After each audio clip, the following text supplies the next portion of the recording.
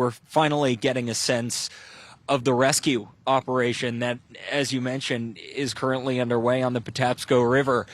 Those lights that we were showing you over the past couple hours, it does look like they are police boats, first responder boats that are in the water on this rescue operation trying to find those people. As you mentioned, sonar has picked up that there are cars in the water and they're trying to rescue people who could still be inside. And as we zoom in on the ship, take a look, Casey. You can see chunks of the bridge, the key bridge that tumbled down toward the water, still on the deck of that shipping container.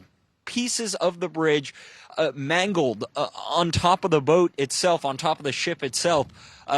As they mentioned during the press conference, first responders, authorities have been in touch, and the Coast Guard have been in touch, it sounds like, with the crew of the ship. We don't know the latest of everyone who was on board. But look, you may look at a river like this and say, okay, how significant is the rescue operation? As we pan to the right, this gives you a sense of how much of the bridge was lost. It was a huge chunk of it. From our vantage point, it looks like the majority of the bridge is gone down into the water here. And so first responders, these rescuers, really have a lot of ground to cover. And as you can see there, that appears to be a Coast Guard helicopter also flying just over the water, perhaps looking for anyone who might be down in these intense waves. If you can't get a sense, it is not gentle conditions on the water this morning. It is freezing out here. The wind has been whipping all morning. So certainly rescuers have their hands full, and they're particularly concerned for the condition of anyone who could be in the water now, hours into this operation. But Casey, you can see, I can count from my view maybe 8-10 boats that are part of this rescue operation. That's just from what I can see, at least a half mile from the bridge. Look, they have both sides of the bridge locked down, the area shut down to anyone who is not part of this rescue operation, because you heard the urgency from both the mayor as well as those agencies that this is still very much an active scene and a rescue operation. That is the focus, trying to save people's lives, and that's what we're watching from this vantage point. But again, Casey, as we're finally getting daylight, it is shocking to see these pieces of the Key Bridge broken apart and either in the water or sitting broken on top of that shipping container, or the vessel there. Gabe, I mean, this is, as you point out, this is our first daylight glimpse of the aftermath of this horrific scene in Baltimore, with the Francis Scott Key Bridge collapsed on top of the Dali container ship bound for Sri Lanka.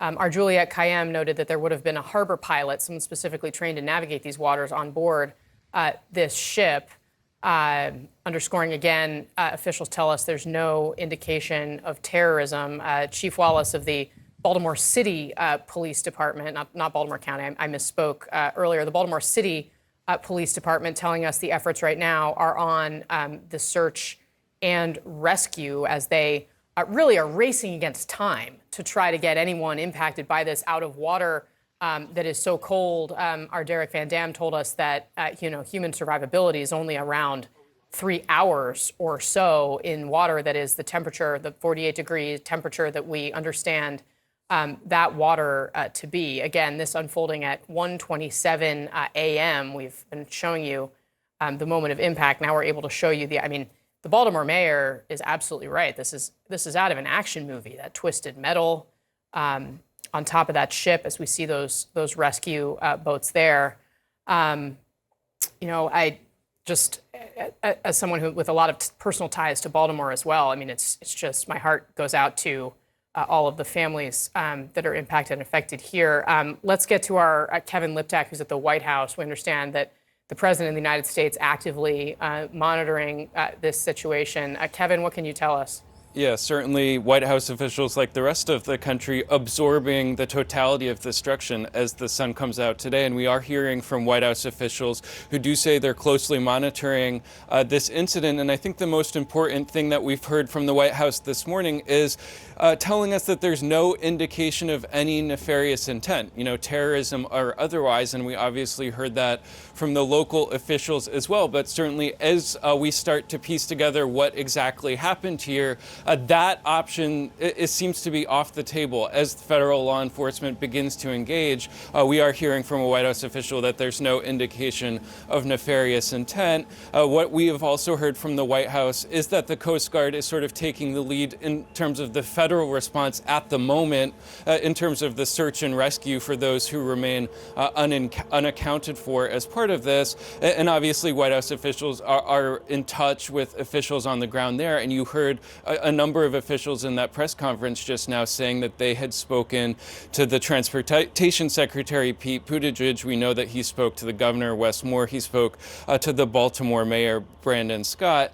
And now we should say President Biden himself was scheduled to travel today on a campaign trip to North Carolina. We haven't gotten word that that trip is canceled as of now, but certainly it gives you a sense of the balance that any incumbent president running for re-election will have to strike when we have this sort of incident, this sort of tragedy unfolding that he will certainly want to keep an eye on. But as of now, White House officials saying they're very closely monitoring what's happening there in Baltimore.